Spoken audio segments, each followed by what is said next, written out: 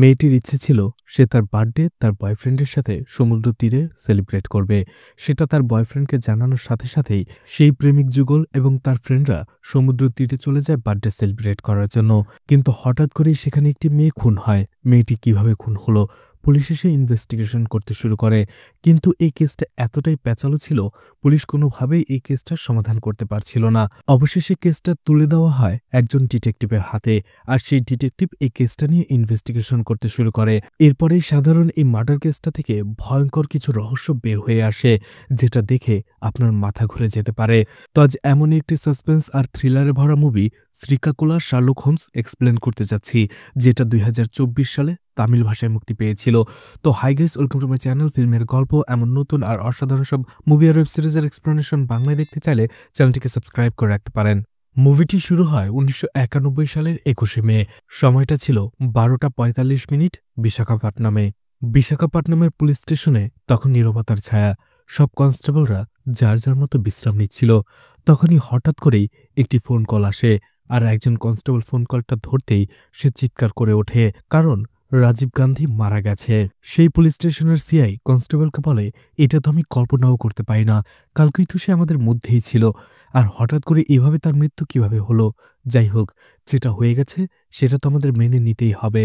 এখন আমাদের দায়িত্ব পালন করতে হবে, কারণ এই রাজীব গান্ধীর মৃত্যু খবর শোনার পরপরই শহরে কিছু লোক দাঙ্গা ফাসাদ শুরু করে দেবে, আর আমাদের সেটাই থামাতে হবে।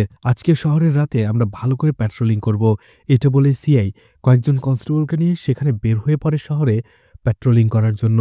আর সেই সিআই সন্দেহ ঠিক ছিল, শহরের বিভিন্ন জায়গায় কয়েকজন লোক দাঙ্গা ফাসাদ শুরু করার চেষ্টা করছিল, কিন্তু সেই পুলিশ অফিসার সেগুলো ঠেকিয়ে দেয়, কয়েকজনকে ধরেও ফেলে।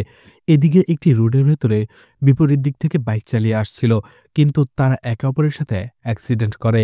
এতে করে তারা দুজনের মধ্যে ঝগড়া বাঁধিয়ে দেয়। একজন লোক বলে, আপনি রং রোডে এসেছেন।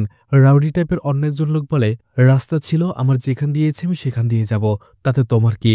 এভাবে দুজনের মধ্যে ঝগড়া বেঁধে যায়, আর এতে রেগে গিয়ে রাউডি টাইপের সেই লোকটা সাথে সাথে অপর লোকের বাইক জ্বালিয়ে দেয়। ঠিক ওই সময়টাতে সিআই পুলিশের গাড়ি নিয়ে সেখানে চলে আসে। সিআই ভাবে এরাও হয়তো গাড়ি জ্বালিয়ে দাঙ্গা সৃষ্টি করার চেষ্টা করছে। সে তাদের বলে, খবরটা ছড়িয়েছে কিছুক্ষণ হয়েছে মাত্র, আর তোমরা এখনই শুরু করে দিয়েছ। সেই লোকটা বলে, স্যার, পুরো দোষটা ওনার, উনি রং রোড দিয়ে এসেছে, তারপরে হঠাৎ করে আমার বাইকে আগুন জ্বালিয়ে দিয়েছে। কিন্তু সেই পুলিশ অফিসার কারোরই কথা শুনে না, সে দুইজনকেই থানায় ধরে নিয়ে আসে। অন্য একটি রোডে দেখা যায় তিনজন লোক সাইকেল দিয়ে কোথাও যাচ্ছিল। তারা পুলিশের গাড়ির সাইরেন শুনতে পেয়ে তাড়াতাড়ি একে অপরকে ইশারা করে এবং তাদের সাইকেলগুলো সেই ফুটপাথে ফেলে দিয়ে তারা ভিখারিদের সাথে শুয়ে পড়ে। অর্থাৎ পুলিশ দেখে তারা লুকিয়ে পড়ে, আর লুকিয়ে লুকিয়ে দেখতে থাকে পুলিশের গাড়িটা সেখান থেকে গিয়েছে কিনা। পুলিশের গাড়ি সেখান থেকে চলে গেলে তারা তাদের সাইকেল নিয়ে আবারও চলে যায়। অন্যদিকে এর কয়েক ঘন্টা পরের ঘটনা দেখানো হয় ৩টা ৪৫ মিনিট। ঠিক তখনই একটা রোড দিয়ে একটা গাড়ি যাচ্ছিল। সেই গাড়ির লোকটাও পুলিশের গাড়ির সাইরেন শুনে তারা গাড়িটি পিছিয়ে নেয়। এরপরে ৫টা ৪৫ মিনিটের ঘটনা দেখানো হয়, যেখানে পাটনাকের একজন পুলিশ অফিসার সমুদ্র তীরের একটি চায়ের দোকানে এসে চা খেতে থাকে, আর সেই দিনে নিউজ পেপার পড়তে শুরু করে। এরপরেই বাচ্চা দুটি ছেলে মেয়েকে দেখানো হয়, যারা সমুদ্র তীরে হাঁটা আরও দুইজন লোকের কাছে আসে আর বলে, আমাদের কিছু টাকা দিন। সেই লোকটা বলে, তোমাদের কেন টাকা দেব?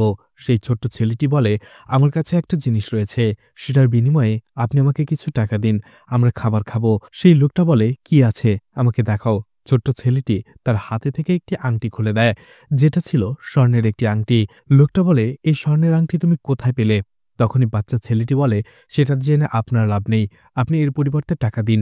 লোকটা যখন জোর দিয়ে জিজ্ঞেস করে ছেলেটাকে, তখনই ছেলেটা দেখিয়ে দেয় পাশে একটি ডেড বডি পড়েছিল, আর সেইটার হাত থেকেই ছেলেটি আংটিটি খুলে নিয়েছিল।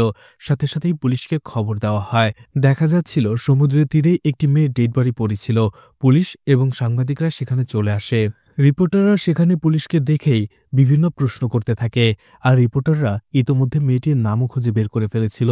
মৃত মেয়েটির নাম ম্যারি। সেখানে একজন রিপোর্টার সেই থানার এই সিআইকে বলতে থাকে, আপনারা হত্যাকারীকে কখন ধরবেন?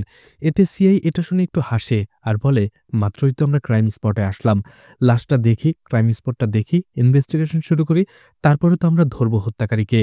তখন সেই সাংবাদিক বলে, আপনারা কখনোই হত্যাকারীকে ধরতে পারবেন না, আপনারা আসলে কাজের কাজ কিছুই করেন না, শুধু শুধু সরকারি মাইনে নেন, কারণ কয়েকদিন আগেও এই সমুদ্র সৈকতেই 2 থেকে 3টি লাশ পাওয়া গেছে। কই এখনও সেই খুনিগুলোকে ধরতে পারলেন না, তাহলে এটা কি করে ধরবেন? এতে সেই সিআই একটু রেগে যায়। আর দেখা যাচ্ছিল সেই সাংবাদিক একের পর এক প্রশ্ন করেই যাচ্ছিল। সেই সিআই তাকে সেখান থেকে চলে যেতে বলে আর বলে তারা খুব তাড়াতাড়ি খুনিকে ধরে ফেলবে। তখনই সেই সাংবাদিক পুলিশ অফিসারকে বলে, আপনি যদি 7 দিনের মধ্যে এই খুনিকে ধরতে না পারেন তাহলে আপনি আপনার চাকরি থেকে রিজাইন করে দেবেন। এই শর্তে আপনি রাজি আছেন? সেই পুলিশ অফিসার সাংবাদিককে সেখান থেকে তাড়িয়ে দেওয়ার জন্য বলে, হ্যাঁ ঠিক আছে, আমি যদি ধরতে না পারি তাহলে আমি আমার চাকরি ছেড়ে দেব। আপনারা এখন যান, আমাদের কাজ করতে দিন। আর খুনির বিষয়ে আমরা যদি কিছু জানতে পারি তাহলে তো আপনাদেরই ইনফর্ম করব। আপনারা এখন চলে যান। সাংবাদিকরা সেখান থেকে চলে আসে। সেই সিআই থানায় চলে আসে এবং তার সব কনস্টেবলকে ডাকে। সিআই রত্নম সবাইকে বলে, তখন তো তাড়াহুড়ো করে চ্যালেঞ্জটা অ্যাকসেপ্ট করে নিলাম। এখন যদি 7 দিনের মধ্যে অপরাধীকে ধরতে না পারি তাহলে চাকরি ছেড়ে দিতে হবে। এটার কি হবে? কিছুদিন আগেই রাজীব গান্ধী এই বিশাখাপট্টনামে এসেছিল, আর সে চলে যাওয়ার পরপরই সেই 2-3টা লাশ সমুদ্রের তীরে পাওয়া গিয়েছিল। আর এটা নিয়ে এখন আবারও তদন্ত শুরু হবে। দিল্লি থেকে একজন পুলিশ অফিসার আসবে আর তাকে আমার সঙ্গ দিতে হবে, অর্থাৎ তার সাথে থাকতে হবে এবং সাহায্য করতে হবে। এখন যদি আমি ওই কেসটাতে সাহায্য করি তাহলে ম্যারির কেসটাতে আমি ফোকাসই করতে পারবো না। তাহলে আমি 7 দিনের মধ্যে অপরাধীকে ধরব কি করে? এখন তোমরাই বলো, তোমরাই আমাকে একটা সমাধান দাও। রবি নামের একজন কনস্টেবল বলে, স্যার এই কেসটা আমরা একজন গোয়েন্দার হাতে তুলে দিতে পারি। আমার পরিচিত এক গোয়েন্দা রয়েছে। আসলে আমরা ছোটবেলা থেকে একসাথেই বড় হয়েছি। সে আমাদের গ্রামেই থাকে আর সে খুবই ট্যালেন্টেড। সে অনেক ভালো একজন ডিটেকটিভ। এই পর্যন্ত সে অনেক কেস সমাধান করেছে। আপনি চাইলে তাকে একটা সুযোগ দিয়ে দেখতে পারেন। আসলে ছোটবেলা থেকেই ওর পুলিশ হওয়ার খুব ইচ্ছে ছিল, কিন্তু পুলিশ হতে পারেনি কিছু কারণের জন্য। আর এই জন্যই সে ডিটেকটিভ হয়েছে। ওর নাম ওম প্রকাশ। সবাই ওকে হোমস বলে, শার্লক হোমস। ওর সাথে ওর বাবা মাও ওকে এইসব কেসে সাহায্য করে। তারা তার সাথে অ্যাসিস্ট্যান্ট হিসেবেই কাজ করে। সেই কনস্টেবলের কথা শুনে সিআই রানাম বলে, তুমি যেভাবে বলছো তার সাথে তো অবশ্যই একবার দেখা করতে হয়। চলো তার সাথে যেয়ে দেখা করে আসি। কিন্তু সেখানে যাওয়ার পরে প্রকাশের অবস্থা দেখার পরে সেই সিআই রানাম বলে, এই তো এক কমেডি পিস, এ কিভাবে একটা মার্ডার কেস সলভ করবে? কিন্তু সেই কনস্টেবল বলে, ও যেমনই হোক, যখন ও একটা মার্ডার কেস পেয়ে যায় তখন ও খুব সিরিয়াস হয়ে যায়, আর সেই কেসটা সমাধান না করা পর্যন্ত ও থামে না। আপনি বিশ্বাস করে ওকে কেসটা একবার দিয়েই দেখুন। এদিকে প্রকাশ যখনই সিআই রত্নমকে সেখানে দেখে, সে সবকিছু বলে দেয় যে আপনার ব্যাপারে আমি সবকিছুই জানি। আপনি এখানে কেন এসেছেন সেটাও জানি। রিসেন্টলি আপনি কয়েকটা মার্ডার কেস নিয়ে ফেসে রয়েছেন। এছাড়াও দিল্লি থেকে একজন অফিসার আসবে সমুদ্রের তীরে পাওয়া 2-3টা লাশের ব্যাপারে ইনভেস্টিগেশন করতে। আপনাকে সেখানেই থাকতে হবে। অন্যদিকে সমুদ্রের তীরে আজকে আরও একটি মেয়ের লাশ পাওয়া গেছে, আর সেটা নিয়ে একজন সাংবাদিক আপনাকে চ্যালেঞ্জও করেছে, আর সেটা আপনিও গ্রহণ করেছেন। এখন যদি সেই কেসটা আপনি 7 দিনের মধ্যে গ্রহণ করতে না পারেন তাহলে আপনার চাকরিও চলে যেতে পারে। আর সেই মেরি মার্ডার কেসটা সলভ করার জন্যই আপনি এখানে এসেছেন। এটা জানার পরে সেই সিআই রত্নম অনেক ইমপ্রেস হয়ে যায় প্রকাশের প্রতি। বলে, তুমি এত সবকিছু জানলে কি করে? প্রকাশ বলে, আমি একজন ডিটেকটিভ। আশেপাশে কি হচ্ছে না হচ্ছে এই সবকিছুই আমার খবর রাখতে হয়। অবশেষে রত্নম বলে, ঠিক আছে, আমিও দেখতে চাই তুমি কতটা ব্রিলিয়েন্ট। 7 দিনের মধ্যে এই কেসটা সলভ করতে পারো কিনা। তোমাকে ম্যারি মার্ডার কেসটা দেওয়া হলো। আর পরদিন থেকেই প্রকাশ এই মার্ডার কেসটা সলভ করার জন্য তৈরি হয়ে যায়। 2 দিন কেসটার উপরে ইনভেস্টিগেশন করার পরে প্রকাশ চলে আসে সিআই রত্নমের কাছে আর বলে, ম্যারি মার্ডার কেসে 1-2 নয়, পুরোপুরি 7 জন সাসপেক্ট রয়েছে। আর এই 7 জনের মধ্যে যে কোনো একজনই এই মার্ডারটা করেছে। বালু, ব্রহ্মা, পাটনায়ক, ঝান্সি সহ আরও 3 জন। আর এই কেসটা সলভ করার জন্য আমার একটা নিরিবিলি জায়গা লাগবে। সিআই রত্নাম প্রকাশের কথা মতো তাকে অনেক বড় একটা বাংলো দেয় সেই 7 জনকে সেখানে নিরিবিলি ইন্টারোগেশন করার জন্য। আর এই কেসের আপ টু ডেট জানার জন্য, পাহারা দেওয়ার জন্য বিজয় লক্ষ্মী নামের একজন কনস্টেবলও দেয় প্রকাশের সাথে। এরপরেই প্রকাশ তার ইনভেস্টিগেশন শুরু করে। সে প্রথমেই বালাকে, অর্থাৎ বালাকৃষ্ণকে দিয়ে শুরু করে আর তাকে ইন্টারোগেশন শুরু করে। বালাকৃষ্ণ বলে, স্যার, ম্যারি তো আমার বোনের মতো, আমি কেন ওকে খুন করব? এরপরে বালু নিজের ঘটনা বলতে থাকে। সে বলে, সে তার পড়াশোনা শেষ করে বিদেশে যেয়ে চাকরি করতে চেয়েছিল, কিন্তু অনেক চেষ্টার পরেও সে বিদেশে যেতে পারেনি। অবশেষে বালু তার শহরে একটা স্টাডি বুট খুলে বিজনেস শুরু করে। তার স্টাডি বুটটা ভালোই চলছিল, আর এর মধ্যেই সে একদিন ব্রাহ্মাকে দেখতে পায়, যার পুরো নাম ব্রহ্মারাম্বা। সংক্ষেপে সবাই তাকে ব্রাহ্মা বলে। আর বালু সেখানে ব্রাহ্মার সাথে সাথে ম্যারিকেও দেখতে পেয়েছিল। ব্রাহ্মা আর ম্যারি একে অপরের ভালো বন্ধু, এছাড়া তারা একই সাথে কাজ করত। এদিকে বালু ব্রাহ্মাকে প্রথম দিন দেখেই ভালোবেসে ফেলে। আর প্রথম দেখাতে ভালোবাসার পরেই ব্রাহ্মা প্রতিদিনই যখন সেদিক দিয়ে যেত, বালু তার দিকে এক দৃষ্টিতে তাকিয়ে থাকত। কিছুদিন এভাবে যাওয়ার পরেও ব্রাহ্মাও এই বিষয়টা খেয়াল করে, আর ব্রাহ্মাও তার দিকে তাকিয়ে থাকে। অর্থাৎ ব্রাহ্মারও বালুকে ভালো লেগে যায়। কিন্তু ব্রাহ্মা দেখতে পাচ্ছিল বালু কোনোভাবেই সাহস করে তার সাথে কথাও বলতে পারছিল না, তার মনের কথাও বলতে পারছিল না। আর এজন্য ব্রাহ্মা নিজে থেকেই একদিন ছোট্ট একটি কাগজের টুকরার ভেতরে কিছু লিখে সেটা বালুকে দিয়ে চলে যায়। বালু কাগজের টুকরোটা খুলতেই দেখতে পায় সেখানে ব্রাহ্মা তাকে সমুদ্র সৈকতে দেখা করতে বলেছে। আর এতে বালু অনেক খুশি হয়ে যায়। বিকেল হওয়ার সাথে সাথেই বালু সেই চিরকুটে লেখা মতো সমুদ্র তীরে চলে যায়। দেখা যায় সেখানে ব্রাহ্মা আগে থেকেই বসেছিল। তারা একে অপরের সাথে কথা বলতে থাকে। আর বালু জানতে পারে যে ব্রাহ্মাও তাকে অনেকদিন থেকেই পছন্দ করে। তাদের একে অপরের ভালোবাসার জার্নিটা শুরু হয়ে যায়। দিনগুলো ভালোই কাটছিল। তারা একে অপরকে প্রচণ্ড ভালোবাসত। বালুর এসটিডি বুথের সামনে দিয়েই ব্রাহ্মা প্রতিদিন যাওয়া আসা করত, ফোনে কথা বলতো। এভাবেই তাদের দিনগুলো কেটে যাচ্ছিল। ব্রাহ্মা মাঝে মাঝেই বালুর এসটিডি বুথে আসতো এবং তারা সময় পার করত। এরপরে আবারও একদিন ব্রাহ্মা বালুকে সমুদ্র সৈকতে ডাকে। সেখানে ব্রাহ্মা বালুকে বলতে থাকে, আমি আমার পারিবারিক জীবনে একেবারেই খুশি নই। আমার পরিবারের লোকেরা আমাকে অত্যাচার করে। তারা আমাকে একেবারেই ভালোবাসে না। তারা শুধু আমার স্যালারিটার জন্য সেখানে আমাকে থাকতে দিয়েছে। আর আমার এই বিভীষিকাময় জীবনে তুমি আমাকে সুখ দিয়েছ। আমি তোমাকে অনেক বেশি ভালোবাসি। এটা শুনে বালু অনেক বেশি খুশি হয়ে যায়। ব্রাহ্মা বলে, আমার আরও একটা ইচ্ছে আছে। আমার ইচ্ছে ছিল আমার ভালোবাসার মানুষের সাথে আমি আমার জন্মদিন সেলিব্রেট করব। যেহেতু আমি তোমাকে ভালোবাসি, আমি চাই আমার জন্মদিনটা আমি তোমার সাথে সেলিব্রেট করব সমুদ্র সৈকতে ঠান্ডা হাওয়ার মাঝে। বালু এতে রাজি হয়ে যায়। বালু জিজ্ঞেস করে, তোমার বার্থডে কবে? তখনই ব্রাহ্মা বলে, কালকে। বালু বলে, ঠিক আছে, তাহলে কালকেই আমরা সেলিব্রেট করব। ব্রাহ্মা বলে, কিন্তু আমার ভাই ওই সময় বাসা থেকে আমাকে বের হতে দেবে না। বালু বলে, তুমি এইসব নিয়ে টেনশন করো না, তুমি শুধু রেডি হয়ে থেকো তোমার বার্থডে সেলিব্রেট করার জন্য। ব্রাহ্মা বলে, ঠিক আছে। বালু তখন ব্রাহ্মাকে বাইক দিয়ে তার বাড়ি পৌঁছে দিতে যাচ্ছিল, কিন্তু রাস্তার মাঝে হঠাৎ করেই ব্রাহ্মার ভাই তাকে দেখে ফেলে। আর ব্রাহ্মার ভাই যে তাকে দেখে ফেলেছে একটা ছেলের সাথে, এটা ব্রাহ্মাও খেয়াল করে। ব্রাহ্মা বালুকে বলে, তাড়াতাড়ি করো, আমার ভাই আমাদের দেখে ফেলেছে, তাড়াতাড়ি এখান থেকে সরে পড়ো। অন্যদিকে ব্রাহ্মার ভাই তাদের গাড়ি দিয়ে অনেকক্ষণ ধরে ফলো করতে শুরু করে, কিন্তু বালু কোনো রকমের জোরে বাইক চালিয়ে ব্রাহ্মার ভাইকে ফাঁকি দেয়। তারা তাড়াতাড়ি বালুর এসটিডি বুথে চলে আসে। ব্রাহ্মা ম্যারিকে বলে, তাড়াতাড়ি বাসায় চলো, না হলে ভাই এখানে এসে পড়বে আর আমাকে আস্ত রাখবে না, তাড়াতাড়ি চলো। আর দেখা যায় মেরির সাথে সেখানে আরও একটি ঝান্সি নামের মেয়ে বসেছিল। আর আমরা তখন ঝান্সি আর বালুর কথা শুনে বুঝতে পারি তারা একে অপরের খুব ভালো বন্ধু। আসলে বালু তাকে বড় বোনের মতো দেখে। এদিকে বালু ঝান্সিকে সবকিছু খুলে বলে, ব্রাহ্মা তার কাছে কি চেয়েছে আর তারা কিভাবে তার বার্থডে সেলিব্রেট করতে চেয়েছিল। কিন্তু এখন ব্রাহ্মার ভাই রাতের বেলা তাকে দেখে ফেলেছে, কিভাবে তাকে বাসা থেকে বের করবে। এইসব ভেবে বালু কাঁদতে থাকে। বালু ঝান্সিকে বলতে থাকে, ব্রাহ্মা তাকে ভালোবাসার পরে এই প্রথমবার তার কাছে কোনো একটা জিনিস চেয়েছে। এটা যদি সে করতে না পারে তার নিজেকে অনেক ছোট মনে হবে। এটা বলেই বালু কাঁদতে শুরু করে। ঝান্সি বলে, তুমি এ নিয়ে কোনো টেনশনই করো না, ওকে বাসা থেকে বের করার দায়িত্ব আমার, তুমি শুধু সবকিছু রেডি করো। পরের দিন রাতের বেলায় ঝান্সি কল করে ব্রাহ্মাকে। ঝান্সি বলে, কিছুক্ষণ পরেই তোমার বাসার সামনে আমি, বালু আর ম্যারি আসছি, তুমি শুধু রেডি হয়ে থাকো তোমার বার্থডে সেলিব্রেট করার জন্য। এটা শুনে ব্রাহ্মাও অনেক খুশি হয়ে যায়। এদিকে বালু প্রথমে বাইক নিয়ে যেতে চেয়েছিল, কিন্তু মানুষ যেহেতু বেশি, তাই সে তার ছোট্ট একটা গাড়ি নিয়ে চলে যায় ব্রাহ্মাদের বাসায় তাকে নিয়ে আসার জন্য। এদিকে ব্রাহ্মাকেও দেখা যায় সে টিপটপভাবে রেডি হয়েছিল তার বার্থডে সেলিব্রেট করার জন্য।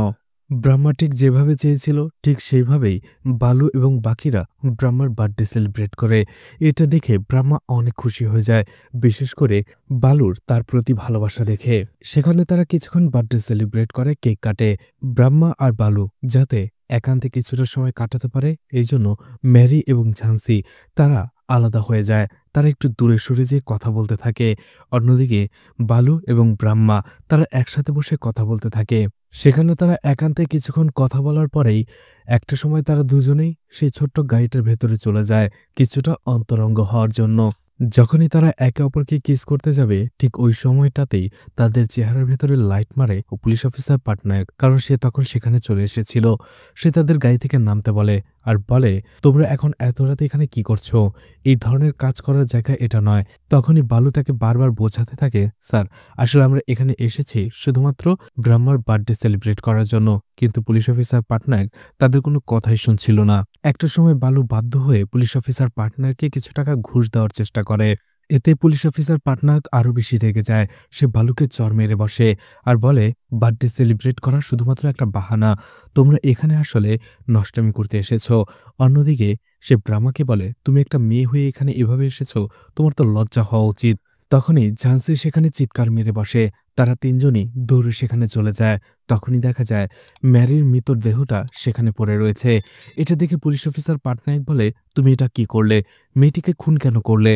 পুলিশ অফিসার পাটনায়ক যখন জানতে পারে যে বালু, ব্রাহ্মা, ঝান্সি এবং মেরি তারা চারজন একসাথে সৈকতে বার্থডে সেলিব্রেট করতে এসেছিল, তখন পাটনায়ক তিনজনকেই দোষারোপ করতে থাকে আর বলে, তোমরা মেয়েটিকে মেরে কেন ফেললে? বালু, ব্রাহ্মা, ঝান্সি তারা বারবার বলতে থাকে তারা ম্যারিকে খুন করেনি। পুলিশ অফিসার পাটনায়ক বলে, নিশ্চয়ই এর মধ্যে কোনো কিছু রয়েছে। তোমরা তিনজনই এখনই থানায় চলো। বালু ওমপ্রকাশকে বলতে থাকে, আমার মনে হয় পাটনায়কই ম্যারিকে খুন করেছে, কারণ সে আমাদের জেলে নিতে চাইলেও তখন সেখানে কিছুটা গোলমাল করে পরে সে আমাদের আর জেলে নেয়নি, সেখান থেকে চলে গেছে। তাই আমার মনে হচ্ছে ম্যারির খুনের পেছনে পাটনায়কেরই হাত রয়েছে। বালু প্রকাশ রাওকে আরও বলে, আমরা তখন ম্যারির লাশটা দেখে আরও ভয় পেয়েছিলাম। আর পুলিশ অফিসার পাটনায়ক যেন আমাদের আবারও এই ম্যারির কেসটাতে ফাঁসিয়ে না দেয়, তাই বাধ্য হয়ে ম্যারির লাশটা সেখানে রেখে আমরা তিনজনই সেখান থেকে চলে এসেছিলাম। প্রকাশ রাও বালুকে জিজ্ঞেস করে, আপনারা যদি নিরপরাধী হতেন তাহলে পরের দিন থানায় যেয়ে কমপ্লেন কেন করলেন না? সেই পুলিশ অফিসার পাটনায়কের ব্যাপারে কেন বললেন না? বালু বলে, যদি পুলিশ স্টেশনে চলে যেতাম তাহলে আমার নামে কেস হতো আর আমার ক্যারিয়ার খতম হয়ে যেত। আমার নামে কেস হলে আমি কখনো বাইরের দেশে যেতে পারতাম না। আর দেখা যায় বালু, ব্রাহ্মা এবং ঝাঁসি তারা যখন গাড়ি করে আসছিল তখনই সেই দিক দিয়ে পুলিশ অফিসারের গাড়িটা যাচ্ছিল। আর পুলিশের গাড়ি দেখে তারাই তাদের গাড়িটা পিছু করে নিয়েছিল, অর্থাৎ ৩:৪৫ পরদিনই দেখা যায় সিআই রত্নাম চলে আসে ওমপ্রকাশের কাছে আর জিজ্ঞেস করে, কেসের আপডেট কি? খুনিকে কে ধরতে পেরেছে কিনা? ওমপ্রকাশ বলে, স্যার আমাকে আরও কয়েকদিন সময় দিন। এখনও তো আপনার ডেডলাইনের মধ্যে সময় বাকি রয়েছে। আমি শুধুমাত্র এই সময়টাতে একজন মানুষকেই ইন্টারোগেশন করেছি। আমাকে একটু সময় দিন, আমি খুনিকে খুঁজে বের করে ফেলব। এরপরেই দেখা যায় ব্রাহ্মাকে ইন্টারোগেশন করার জন্য সেই বাড়িতে নিয়ে আসে। প্রকাশ ব্রাহ্মাকে বলে, তুমি ম্যারিকে কেন খুন করেছ? ব্রাহ্মা বলে, আরে স্যার আমি ম্যারিকে কেন খুন করব? সে আমার বেস্ট ফ্রেন্ড। তখনই ব্রাহ্মা তার পয়েন্ট অফ ভিউ থেকে কথা বলতে শুরু করে। ব্রাহ্মা বলে, ব্রাহ্মার ছোটবেলাতেই তার বাবা মা মারা গিয়েছিল। সে তার ভাইয়ের কাছে থেকে মানুষ হয়েছিল। ব্রাহ্মার বড় ভাই বিয়ে করেছিল, তারও 2 ছেলে মেয়ে রয়েছে। কিন্তু পরিবারের কেউই ব্রাহ্মাকে ভালোবাসে না। তারা শুধুমাত্র ব্রাহ্মার স্যালারির জন্য তাকে ওই বাড়িতে থাকতে দিয়েছিল। ব্যাস এতটুকুই। ব্রাহ্মার ভাবি তার সাথে সারাক্ষণ মিসবিহেভ করতে থাকে। অন্যদিকে ব্রাহ্মার ভাই তাকে বারবার সন্দেহ করত। ব্রাহ্মা আর ম্যারি ছোট্ট একটা অরফানেজে কাজ করত, আর সেই অরফানেজে কাজের জন্যই ব্রাহ্মা তার পরিবারে জায়গা পেত। এদিকে ম্যারি ব্রাহ্মাকে বারবার বলতো, তোমার ভাই যদি একবার বালুর কথা জেনে যায় তাহলে তোমাকে বাসা থেকে বের করে দেবে, তুমি কিন্তু সাবধানে থেকো। কিন্তু ব্রাহ্মা ম্যারিকে বলে, আরে কি করব? একটা মেয়ে তার জীবনে কি চায়? যে সে তার পরিবার থেকে ভালোবাসা পাক, পরিবারের মানুষরা তাকে ভালোবাসুক।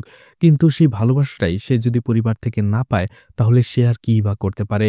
আর আমি যেরকম ভালোবাসা চাই, আমাকে যেমনটা ভালোবাসবে আমি চাই ঠিক ওই ভালোবাসাটাই বালু আমাকে দেয়। তাই আমি বালুকে ছাড়তে পারবো না। তুমি যদি কাউকে কখনো ভালোবাসো তাহলে তুমিও বুঝতে পারবে এই ভালোবাসার মানেটা কি আর কিভাবে ভালোবাসা মানুষকে আঁকড়ে ধরে রাখে। তাই ব্রাহ্মা ম্যারির কথা না শুনে বালুকে ভালোবেসেই যাচ্ছিল। তাদের ভালোবাসার জার্নিটা ভালোই চলছিল। তারা সমুদ্র সৈকতে সেদিন দেখা করতে গিয়েছিল। আর ব্রাহ্মা বালুকে তার মনের কথা বলেছিল যে কিভাবে সে তার সাথে বার্থডে সেলিব্রেট করতে চায়। আর সেখান থেকে যখন তারা ফিরে আসছিল, ব্রাহ্মার ভাই তাদের দেখে ফেলেছিল। কিন্তু তারা কোনোরকমভাবে বালুকে বলে অনেক আগে ম্যারি আর ব্রাহ্মা তাদের বাড়িতে চলে এসেছিল। এরপরে ব্রাহ্মার ভাই যখন বাড়িতে পৌঁছায়, ব্রাহ্মা বলে, আসলে আমরা তো একটু আগেই অরফানেজ থেকে ফিরে আসলাম, তুমি কোথায় গিয়েছিলে? কিন্তু ব্রাহ্মার ভাই আগেই তাকে সন্দেহ করে ফেলেছিল। এজন্য বাসায় আসার পরে ব্রাহ্মাকে সে প্রচণ্ড মারতে থাকে। ব্রহ্মার ভাই তাকে বলতে থাকে, তুমি আমার বাড়িতে থেকে আমার সামনেই অন্য ছেলেদের সাথে ঘুরে বেড়াচ্ছ। তোমার এত বড় সাহস হয়েছে, আমি তোমাকে যেখানে বিয়ে দেব তোমাকে সেখানেই বিয়ে করতে হবে। আমার তো মনে হয় তোমাকে একটু ছাড় দিলে ওই ছেলেটার সাথে তুমি পালিয়ে যাবে। এই জন্য সে তাকে আরো মারতে থাকে। আর রাতের বেলা ব্রহ্মার ভাই এবং ভাবি তাকে খাবার পর্যন্ত দেয় না। রাতের বেলা ম্যারি আসে তাদের বাড়িতে, আর ব্রহ্মার ভাই এবং ভাবির সাথে কথা বলে কোনোভাবে ব্রহ্মাকে বাসা থেকে বের করে নিয়ে আসে। ম্যারি তার ভাবিকে বলে অফিসের কাজে এখনই ব্রহ্মাকে বাইরে যেতে হবে। অবশেষে ব্রহ্মার ভাবি এতে রাজি হয় আর ব্রহ্মাকে বাইরে যেতে দেয়। আর এরপরে তারা চারজনই সেই সৈকতে চলে যায়, আর সেখানে যাওয়ার পরে একসাথে বার্থডে সেলিব্রেট করতে থাকে। এরপরে তারা যখন গাড়িতে যেয়ে কিছুটা অন্তরঙ্গ হওয়ার চেষ্টা করে, ঠিক ওই সময়টাতে তিনজন জেলে সেখানে চলে আসে। সেখানে সেই তিনজন জেলে ব্রহ্মাকে নিয়ে খুব বাজে বাজে কথা বলতে থাকে। বালু তাদের বলে, প্লিজ আমাদের এখান থেকে যেতে দিন, আমরা শুধুমাত্র বার্থডে সেলিব্রেট করার জন্য এখানে এসেছিলাম। কিন্তু সেই তিনজন জেলে কোনোভাবেই তাদের কোনো কথা শোনে না। সেই তিনজন জেলে বালুকে মারতে শুরু করে। বালুকে কিছুক্ষণ মারার পরে তারা ব্রহ্মাকে রেপ করার চেষ্টা করে। ব্রহ্মা সেখান থেকে পালাতে শুরু করে। ঠিক ওই সময়টাতে ঝান্সির চিৎকার শুনে তারা সবাই সেখানে চলে আসে আর দেখতে পারে ঝান্সির কাছে ম্যারির লাশটা পড়ে আছে। আর ম্যারির লাশটা সেখানে দেখার পরে তিনজন জেলেই খুব ভয় পেয়ে যায়। তারা সেখান থেকে সেই মুহূর্তেই পালিয়ে যায়। আর এরপরেই তারা তিনজন ম্যারির লাশটা সেখানে রেখে তারাও সেখান থেকে চলে আসে। ব্রহ্মা প্রকাশকে বলতে থাকে, আমার মনে হয় সেই তিনজন জেলেই ম্যারিকে খুন করেছে। এরপরে আবারও আমাদের সামনে এসেছে এবং আমাদেরকে সেখানে ফাঁসানোর চেষ্টা করেছে। প্রকাশ বলে, ধরে নিলাম তুমি সত্যি বলছো, তাহলে পরের দিন থানায় যে তুমি সেই তিনজন জেলের বিরুদ্ধে কমপ্লেন কেন করলে না? ব্রহ্মা বলে, আরে স্যার, আমরা তো ভয় পেয়ে গিয়েছিলাম। এমনিতে একটা খুনের কেস, তার উপরে আমি আবার বাসা থেকে না বলে এসেছি। বাসায় যদি এইসব কিছু জানাজানি হতো তাহলে কি হতো, বুঝতে পারছেন? প্রকাশ ব্রহ্মাকে সেখান থেকে চলে যেতে বলে। এরপরে প্রকাশ ভাবতে থাকে, ব্রহ্মা আর বালুর বলা গল্পের ভেতরে অনেকটা অমিল রয়েছে।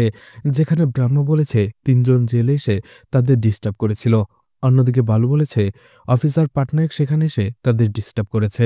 অন্যদিকে ব্রহ্মার মতে সেই তিনজন জেলেই ম্যারিকে খুন করেছে, আর বালুর মতে অফিসার পাটনায়ক ম্যারিকে খুন করেছে। তাহলে কোনটা সত্যি? অন্যদিকে দেখা যায় পরদিনই সেই সাংবাদিক থানায় চলে আসে, আর সেই সিআই রত্নামকে বলতে থাকে, আপনি এখনও মেরির খুনিকে ধরতে পারেননি। আর এভাবে সেখানে সে স্লোগান দিতে থাকে যে এই সিআইয়ের পদত্যাগ চাই। এতে সেই সিআই অনেক রেগে যায় আর প্রকাশকে থানায় ডাকে আর বলে, তুমি যদি এই কেসটা সলভ করতে না পারো তাহলে কেসটা থেকে সরে দাঁড়াও, কারণ এই কেসটার দেওয়া ডেডলাইন শেষ হয়ে যাচ্ছে আর এখানে আমার অপমান হবে। তুমি যদি না পারো আমি অন্যকে দিয়ে করিয়ে নেব। প্রকাশ বলে, এই কেসটা আপনি যতটা সহজ ভাবছেন ততটা সহজ নয়, এই কেসের ভেতরে অনেক প্যাচ রয়েছে। এরপর এই প্রকাশ চলে আসে ঝান্সির কাছে তাকে জিজ্ঞাসাবাদ করার জন্য। প্রকাশ ঝান্সির ব্যাপারে তাকে নিজে নিজেই সবকিছু বলতে থাকে। ঝান্সির পুরো নাম ঝান্সি আগরওয়াল, আর সে রাজস্থান থেকে এসেছে।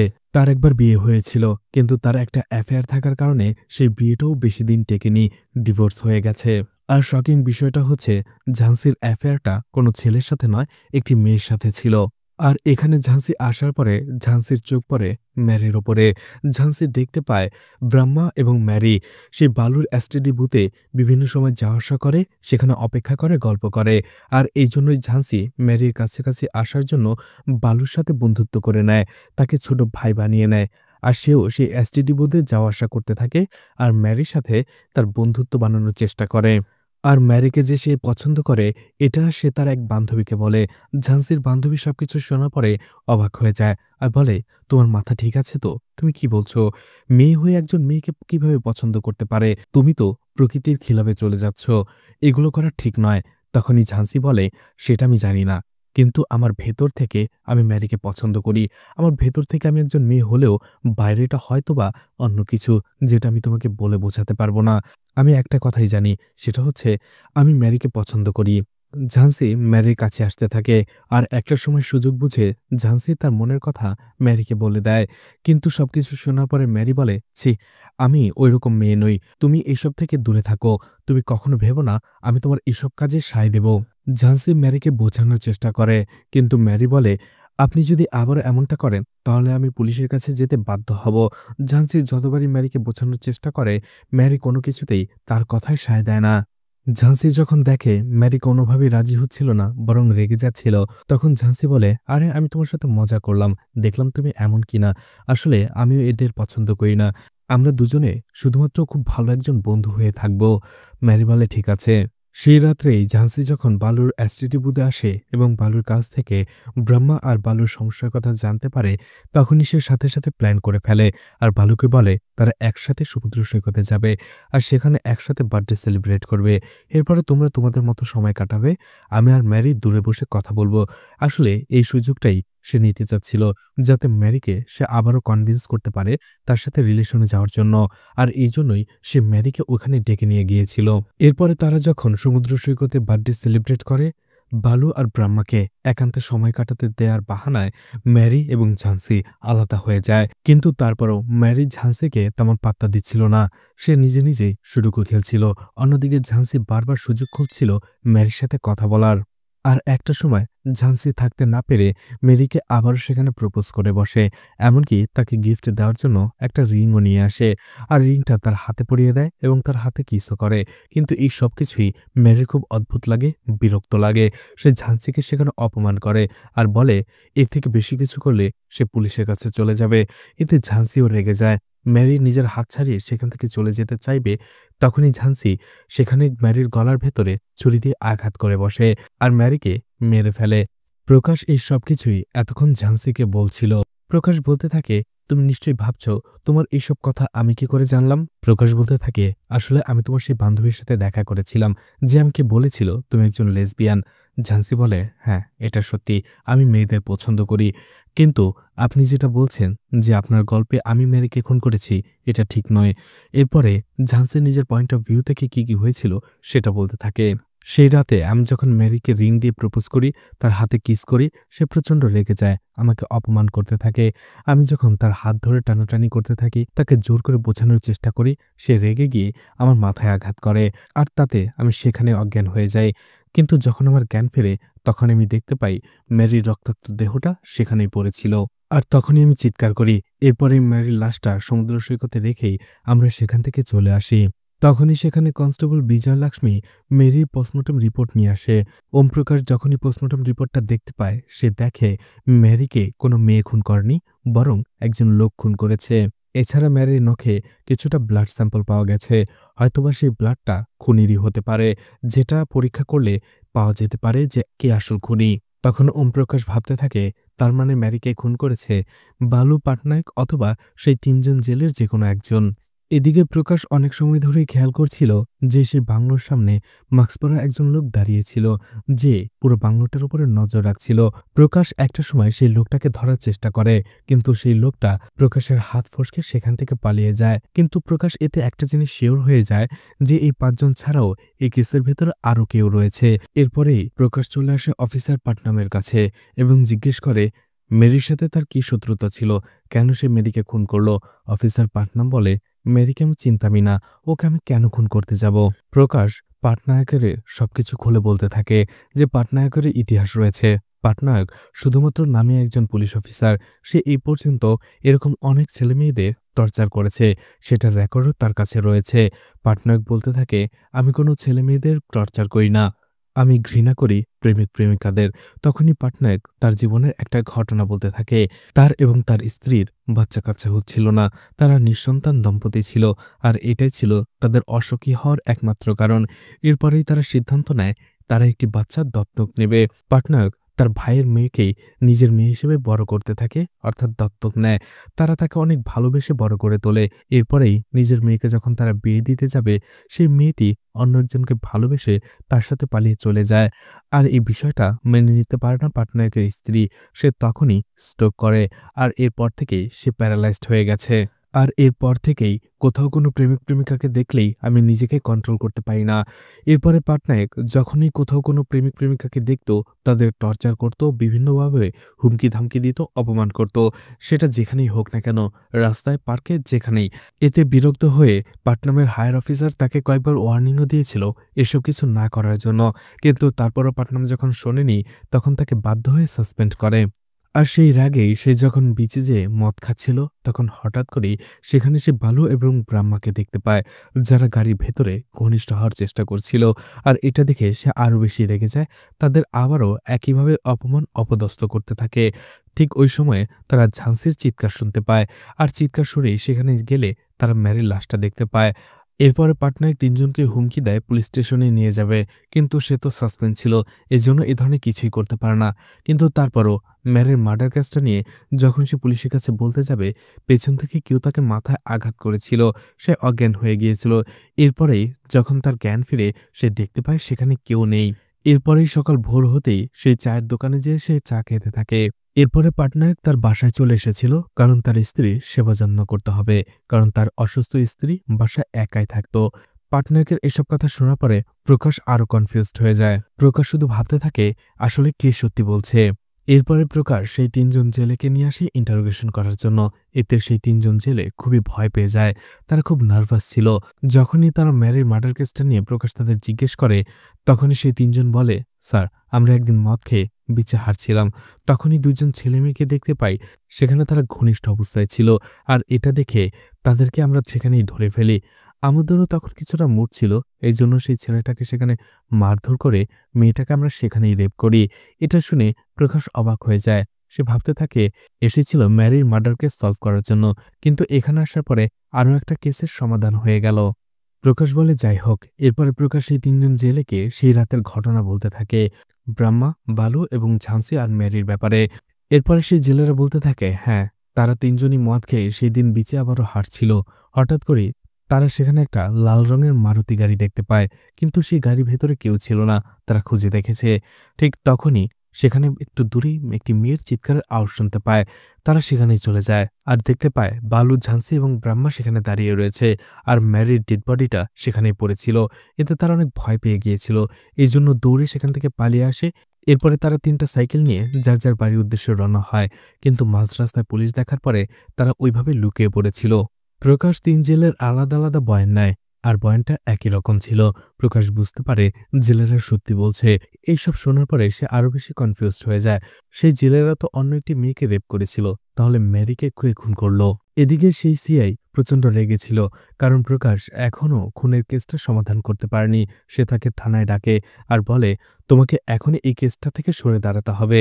তখনই প্রকাশ তাকে রিকোয়েস্ট করে, স্যার, আমাকে আরেকটু সময় দিন, আমি খুনিকে ধরে ফেলব, আমি কেসটার খুব কাছাকাছি চলে এসেছি।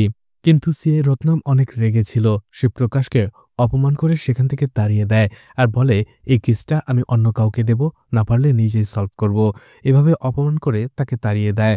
বিজয়লক্ষ্মী বলে, তুমি এত অপমান সহ্য করার পরেও এই কেসটা নিয়ে কেন পড়ে আছো? তুমি যদি না পারো, অন্য কেউ নিশ্চয়ই এই কেসটা সমাধান করবে, আর এছাড়া তোমার অন্য কেস মিলে যাবে, তুমি কেন এটার পেছনে পড়ে আছো?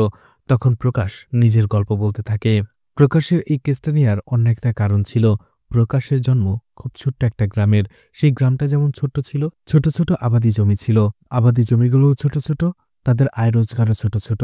আর এই জন্য প্রকাশের বাবা চাইতো প্রকাশ যেন একজন পুলিশ অফিসার হয়। প্রকাশও ছোটবেলা থেকেই এই স্বপ্ন নিয়ে বড় হয় যে সে বড় হয়ে একজন পুলিশ অফিসার হবে, আর বড় হওয়ার পরে পুলিশের চাকরির জন্য সে প্রিপারেশন নিতে থাকে।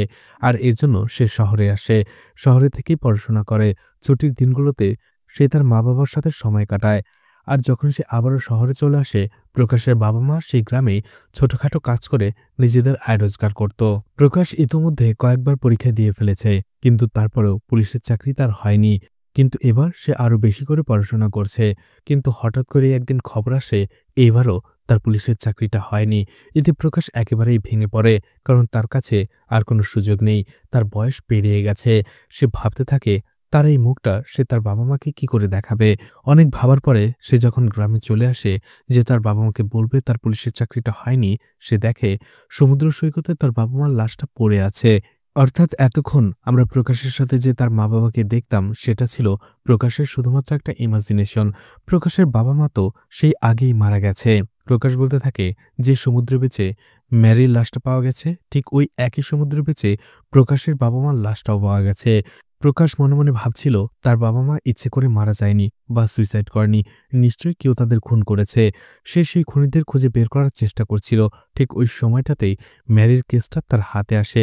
সে তখন ভাবতে থাকে ম্যারির মার্ডার কেস এবং তার বাবা মার মার্ডার কেসের মধ্যে নিশ্চয়ই কোনো লিঙ্ক আপ আছে, আর সেটা সে খুঁজে বের করবে। প্রকাশ সেখান থেকে চলে আসে। এরপরে প্রকাশ তার লিঙ্ক আপের মাধ্যমে সেই লোকটাকে খুঁজে বের করে ফেলে, যে লোকটা মাস্ক পরে সেই বাংলোর উপরে নজর রাখত। প্রকাশ তাকে ধরে ফেলে। এরপরই প্রকাশ সিআই রত্নাম এবং সেই শহরের কমিশনারকে একটি বাড়িতে ডাকে সেই কেসটা নিয়ে ডিটেলসে বলার জন্য। সিআই রত্নাম বলে, কেন আমাদের সময় নষ্ট করার জন্য এখানে ডেকেছ? প্রকাশ বলতে থাকে, স্যার, আমি আপনাকে আগেই বলেছিলাম এই কেসটা যতটা সাদাসিধে দেখা যাচ্ছে ততটা সাদাসিধে নয়, এই কেসের ভেতরে অনেক জটিলতা রয়েছে। প্রকাশ বলতে থাকে, ম্যারিকে আর কেউ নয়, সেই রাউডি খুন করেছে, যাকে আমরা সেই সময় বাইক পোড়াতে দেখেছিলাম, যেটা মুভির শুরুতে দেখানো হয়েছিল। এছাড়া এই লোকটা ছোটবেলা থেকে অনেক ক্রিমিনাল মাইন্ডেড ছিল। সে ছোটবেলাতেই নিজের বন্ধুকে মেরে ফেলেছিল, আর বড় হতে হতে এই লোকটা আরও বেশ কয়েকটি খুন করে, কিন্তু কখনোই সে প্রমাণের অভাবে পুলিশের কাছে ধরা পড়েনি, আর এই জন্যই তার এই খুন করার প্রক্রিয়াটা সে চালু রেখে গেছে। ওই রাতে সমুদ্র সৈকতে এই রাউডিও ছিল। ম্যারি তো ঝান্সির মাথায় আঘাত করে তাকে অজ্ঞান করে ফেলেছিল। তখনই সেখানে সেই রাউডি লোকটা চলে আসে আর ম্যারির গলায় আঘাত করে তাকে মেরে ফেলে। আর সেখান থেকে চলে আসার সময় সেই লোকটার স্কুটির সাথে সে ধাক্কা লাগায়, আর রেগে গিয়ে সেখানে সেই লোকটার স্কুটিতেও আগুন লাগিয়ে দেয়। আর তখনই সিআই রত্নম সেখানে চলে আসে এবং সেই দুইজন লোককে থানায় নিয়ে আসে আর অ্যারেস্ট করে। অর্থাৎ সিআই রত্নম না বুঝেই ম্যারির খুনিকে খুন হওয়ার আধ ঘন্টার মধ্যেই অ্যারেস্ট করে ফেলেছিল। কমিশনার বলে, সবই বুঝলাম, কিন্তু সেই লোকটা ম্যারিকে কেন খুন করল? প্রকাশ বলে, এই খুনের পেছনে আরও একটা লোকের হাত রয়েছে, সে আর কেউ নয়, বালু। বালুই সেই রাউডি লোকটাকে ম্যারিকে হত্যা করার জন্য কন্ট্রাক্ট দিয়েছিল। সিআই রত্নম বলে, তাহলে বালু ম্যারিকে কেন খুন করল? তার সাথে তো তার কোনো শত্রুতা ছিল না। প্রকাশ বলে, এরও একটা কারণ রয়েছে, কারণ এই খুনগুলোর পেছনে আরও একজন লোকের হাত রয়েছে। সে আর কেউ নয়, ব্রাহ্মা নিজেই। অর্থাৎ ব্রাহ্মা নিজেই তার বেস্ট ফ্রেন্ড মেরিকে খুন করিয়েছে বালু আর সেই রাউডি লোকটাকে দিয়ে। প্রকাশ ব্রাহ্মার ব্যাপারে সবকিছু বলতে থাকে। আসলে ব্রাহ্মার বাড়িতে তার ভাই আর ভাবি তাকে টর্চার করত না, উল্টো ব্রাহ্মাই তার ভাই আর ভাবিকে টর্চার করত। ব্রাহ্মার ভাই ভাবি তো তাকে অনেক ভালোবাসত, মেয়ের মতো দেখত। এছাড়া তারা দুজনেই ব্রহ্মাকে অনেক সম্মানও করত, কারণ সে জব করত, কিন্তু ব্রাহ্মাই তাদের নিচু চোখে দেখত। সে ভাবত সে জব করে, শিক্ষিত, আর এরা মূর্খ, আর এই জন্যই তাদের অশিক্ষিত বলে অবহেলা করত। এছাড়া ব্রহ্মা ছোটবেলা থেকেই অনেক আদরে বড় হয়েছে, আর ব্রহ্মার একটা অভ্যাস ছিল সেভিং করা। ছোটবেলা থেকে সে সেভিং করতে ভালোবাসত, আর সেটাই করত। ছোটবেলা থেকে সে তার সেভিংস শুরু করেছিল, কারণ তার অনেক টাকার নেশা ছিল। কিন্তু হঠাৎ করে একদিন ব্রহ্মার বাবা সুইসাইড করে বসে, আর এটা দেখে সে মানসিকভাবে কিছুটা অসুস্থ হয়ে পড়ে। ব্রহ্মা ভাবতে থাকে যে তার বাবা নেই, এখন তার কি হবে, কারণ ব্রহ্মার বাবাই তার সব মনের আশা পূরণ করত, তার চাহিদা পূরণ করত। ব্রহ্মা এটা ভেবে অসুস্থ হয়ে পড়ত, এভাবেই গরিব হয়ে বেঁচে থাকতে হবে। এরপরে ব্রহ্মা ছোটখাটো কাজ করে তার জীবিকা নির্বাহ করত। ব্রহ্মা সবসময় ভাবত তার অনেক টাকা পয়সা লাগবে, তার অনেক বিলাসী জীবনযাপন লাগবে। এরপরেই তার চাকরি হয় সেই অরফানেজে, আর সেখানে ম্যারিও জব করত। দুজনের মধ্যে একটা ভালো বন্ধুত্ব হয়ে যায়। আর এই অরফানেজটা মাইকেল নামের একজন ফাদার চালাতো, আর মাইকেলের সাথেও ব্রহ্মার ভালো একটা সম্পর্ক ছিল। এছাড়া শাস্ত্রী নামের একজন ডক্টরও সে অরফানেজে বারবার যাওয়া আসা করত। ব্রহ্মা তার সাথেই প্রেম শুরু করে দেয়। ব্রহ্মার আসলে প্ল্যান ছিল, যেহেতু শাস্ত্রী একজন ডক্টর, নিশ্চয়ই তার কাছে অনেক টাকা রয়েছে, তাই তাকে বিয়ে করে তার সাথে সে সেটেল হয়ে যাবে। এরপরে হঠাৎ করে একদিন ব্রহ্মা পত্রিকায় দেখতে পায় একটা নিউজ, একটি লোকের কিডনি প্রতিস্থাপন করা হয়েছে, অর্থাৎ অন্য একটি লোকের কিডনি তার ভেতরে দেওয়া হয়েছে। এটা দেখে অবাক হয়ে যায় ব্রহ্মা। সে ডক্টর শাস্ত্রীকে জিজ্ঞেস করে, এমনটা কি সম্ভব? ডক্টর শাস্ত্রী বলে, হ্যাঁ, এখন যুগ অনেকটা মডার্ন হয়ে গেছে, আধুনিক হয়ে গেছে। এখন একজনের অঙ্গ প্রত্যঙ্গ অন্য একজনকে দিয়ে তাকে সুস্থ করে তোলা যায়। আর এই অর্গান ট্রান্সপ্লান্টেশন অনেক ব্যয়বহুল ছিল, অর্থাৎ যারা অনেক ধনী তারাই শুধুমাত্র এটা করতে পারত, কারণ এটা করতে অনেক টাকা খরচ হতো। আর এতেই ব্রহ্মার মাথায় একটা আইডিয়া চলে আসে। এরপরেই বিদেশ থেকে একজন ডোনার সে অরফানেজে আসে আর মাইকেলের সাথে কথা বলতে থাকে। সে তার সাথে রাগারাগি করতে থাকে। আসলে এই ডোনার প্রত্যেক বছর এই অরফানেজের জন্য অনেক টাকা ডোনেশন করে, কিন্তু সেই টাকার হিসাব মাইকেল তাকে দিতে পারছে না, অর্থাৎ সেই টাকা মাইকেল মেরে দিয়েছে। এতে সে তাকে ধমকি দেয় পুলিশে ধরিয়ে দেওয়ার। মাইকেল বলে, স্যার, আপনি আমাকে কয়েকটা দিন সময় দিন, আপনার সব টাকা আমি বুঝিয়ে দেব। আর এই কথাগুলো আড়ালে দাঁড়িয়ে শাস্ত্রী শুনে ফেলে। এরপরে ব্রহ্মা মাইকেল এবং শাস্ত্রীকে নিয়ে নিউ বিজনেস প্ল্যান করতে থাকে। ব্রহ্মা বলে এইসব অরফানেজে যেসব হ্যান্ডিক্যাপ বা প্রতিবন্ধী বাচ্চারা রয়েছে তাদের অর্গান প্রতিস্থাপন করবে তারা। প্রথমত মাইকেল এতে রাজি হয় না, কারণ এতে ধরা পড়ে যাওয়ার সুযোগটা অনেক বেশি। ব্রহ্মা বলে তারা কোনোভাবেই ধরা পড়বে না, কারণ তার কাছে অনেক ভালো একটা প্ল্যান রয়েছে। অবশেষে মাইকেল রাজি হয়ে যায়। অন্যদিকে ইতোমধ্যে ব্রহ্মা কলকাতার কিছু লোকদের সাথে কথা বলে রেখেছিল, আর এদিকে ডক্টর শাস্ত্রী অরফানেজের সব বাচ্চাদের ব্লাড স্যাম্পল কালেক্ট করে সেগুলো টেস্ট করতে থাকে। এরপরে ডক্টর শাস্ত্রী ডোনারের চাহিদা অনুযায়ী বাচ্চাদের টার্গেট করে, আর বাচ্চাদের টার্গেট করার পরে যে বাচ্চার সাথে ব্লাড স্যাম্পলটা ম্যাচ হয়ে যায় সেই বাচ্চাকে ইচ্ছে করেই অসুস্থ করে ফেলে। এরপরে তাকে চিকিৎসা করার বাহানায় কলকাতায় পাঠিয়ে দেয়। আর কলকাতার ডক্টররা ব্রহ্মার কথা অনুযায়ী সেসব বাচ্চাদের অর্গানগুলো অপারেশনের মাধ্যমে বের করে আনত। এরপরেই সেই সব বাচ্চাদের ওইভাবে তারা আবারও পাঠিয়ে দিত সেই অরফানেজে। অরফানেজে আসার পরে তারা কয়েকদিন পরে অসুস্থ হয়ে পড়ত, মারা যেত, আসলে ইনফেকশনের কারণে আর সেই সব অর্গানের অভাবে। কিন্তু এটা তারা কেউ বুঝতে পারত না। এছাড়া সেসব বাচ্চাদের আত্মীয় স্বজন বা গার্ডিয়ানগুলো এই বিষয়গুলো নিয়ে মাথা ঘামত না, কারণ সেসব বাচ্চাগুলো এমনিতেই প্রতিবন্ধী ছিল। তার ওপর কলকাতায় যাওয়ার আগে তারা অসুস্থ ছিল, তাই কলকাতা থেকে আসার পরে মারা যাওয়াতে তারা কোনো সন্দেহই করে না। এভাবে কিছুদিন যাওয়ার পরে হঠাৎ করেই ম্যারি একদিন দেখতে পায় যেসব বাচ্চা মারা গেছে তাদের ডেড বডিগুলোর ভেতরে অপারেশন করার পরে যেসব সেলাই করা হয় ঠিক ওই ধরনের নিশান। অরফানেজের ভেতরে ম্যারি এই কথা কাউকে বলে না, নিজেই এর ভেতরে ইনভেস্টিগেশন করতে থাকে। আর ইনভেস্টিগেশন করতে করতে ম্যারি সবকিছু জেনে যায়, আর এর পেছনে কে কে রয়েছে সেটাও জেনে যায়। কিন্তু প্রমাণের অভাবে সে কাউকে কিছুই বলতে পারছিল না। এরপরেই ম্যারি একদিন সুযোগ পায়। সে দেখতে পায় ব্রহ্মা, মাইকেল এবং শাস্ত্রী একসাথে বসে তাদের সেই অর্গান প্রতিস্থাপনের বিজনেস নিয়ে কথা বলছে, মিটিং করছে। আর ম্যারি ছোট্ট একটা ক্যামেরা দিয়ে সেটার ভিডিও করতে শুরু করে। সেই মিটিংয়ে ব্রহ্মা বলতে থাকে এবার তার অনেক বড় একটা প্ল্যান রয়েছে, এবার সে হার্ট প্রতিস্থাপন করবে। কিন্তু এতে মাইকেল একদমই রাজি হয় না। ব্রহ্মা বলে, তুমি রাজি কেন হচ্ছ না? আমরা কি কোনো সুস্থ বাচ্চাকে মেরে ফেলছি? যাদের হার্ট ট্রান্সপ্লান্ট করছি তারা প্রতিবন্ধী, এমনিতেই সমাজের বোঝা। ওদের জন্য যদি ভালো কেউ বেঁচে থাকে তাতে খারাপ কি? আমরা বরং ওদের মুক্তি দিয়ে দিচ্ছি।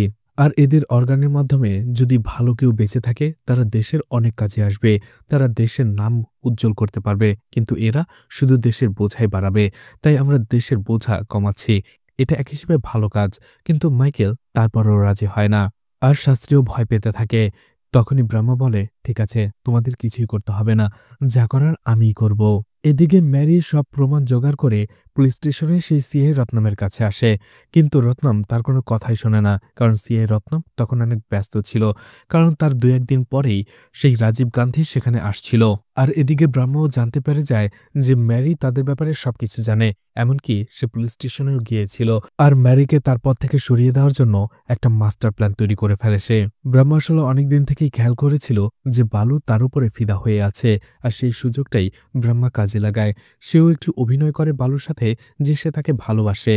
এরপরে ব্রহ্মা বালুকে সমুদ্র সৈকতে ডাকে এবং তার ইচ্ছের কথা জানায় যে সে তার সাথে একসাথে বার্থডে সেলিব্রেট করতে চায়। এছাড়া সে আরও একটা কথা বলে যে অরফানেজ থেকে তাকে লন্ডনে পাঠাতে চায়, আর লন্ডনে আমি গেলে আমি তোমাকে আমার সাথে নিয়ে যেতে পারবো। এমনিতেই বালুর বিদেশে যাওয়ার অনেক ইচ্ছে ছিল, তার উপরে ব্রহ্মার কাছে এমন প্রস্তাব শুনে সে খুব খুশি হয়ে যায়। তখনই ব্রহ্মা বলে, কিন্তু এই ম্যারি হচ্ছে আমার পথের কাঁটা, ও যদি থাকে তাহলে আমি কখনোই লন্ডনে যেতে পারবো না। ব্রহ্মা বালুকে বলে ম্যারিকে খুন করে ফেলার জন্য। বালু এতে রাজি হয়ে যায়, কারণ সেও বিদেশে যেতে পারবে। আর এই জন্যই সেই রাউডিকে বালু কন্ট্যাক্ট দেয় ম্যারিকে খুন করে ফেলার জন্য। এরপরে সেই রাতে সব তাদের প্ল্যান মতোই চলছিল, কিন্তু হুট করে সেখানে চলে আসে অফিসার পাটনায়ক। অফিসার পাটনায়ক যেন সবকিছু খুলে বলতে না পারে সবাইকে, এই জন্যই ব্রহ্মা অফিসার পাটনায়কের মাথায় আঘাত করে তাকে সেখানে অজ্ঞান করে ফেলে। এরপরে তারা ইচ্ছে করেই পুলিশকে গোমরা করার জন্য দুজনে আলাদা আলাদা ঘটনা বলতে থাকে, যাতে পুলিশ কনফিউজড হয়ে যায় আর কেসটার সমাধান করতে না পারে।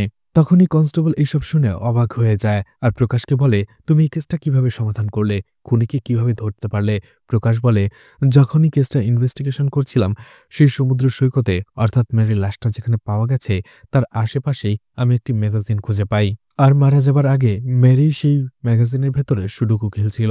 আর সুডুকুটা হচ্ছে ওয়ার্ড মেলানোর খেলা, যেটা একটা জায়গায় একটা ওয়ার্ডের ভেতরে মেরি ইচ্ছে করেই তার উপরে হামলা হওয়ার পরে সেখানে রক্তটা ফেলে দিয়েছিল। সেটা ছিল একটা নাম, আর সেই নামটা ছিল মহারাণা প্রতাপ সিং।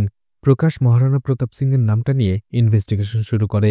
প্রকাশ জানতে পারে মহারাণা প্রতাপ সিংয়ের ঘোড়ার নাম ছিল চেতক। এরপরে প্রকাশ যখন আরও ইনভেস্টিগেশন করে তখন সে জানতে পারে চেতক নামের বাইক, আর এই চেতক নামের বাইকটা ছিল সেই রাউডির যে ম্যারিকে খুন করেছে।